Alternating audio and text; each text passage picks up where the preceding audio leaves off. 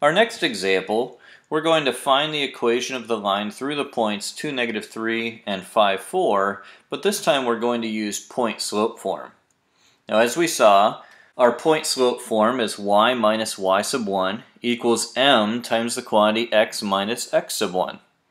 And you might wonder why I put the x sub 1, y sub 1 in blue. The reason for that is because those are what are eventually going to give us that y-intercept that we saw earlier. So I'm using the same color coding scheme to help us keep things straight. So the first thing that we need to do though here is, you'll notice we have plenty of points but we don't know the slope. So since we have 2 points, again I'm going to use rise over run.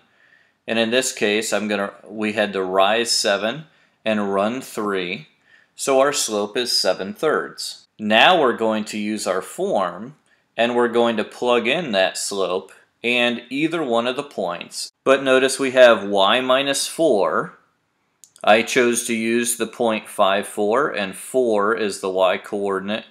And that equals our slope m times the quantity x minus the x coordinate of that point. Again, I used 5, 4, so I'm using the 5 here. Now it's a matter of simplifying.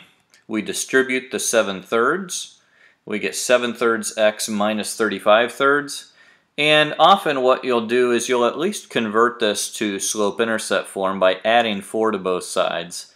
So that comes out to y equals 7/3 x minus 23/3, or y equals 7/3 x minus 7 2/3.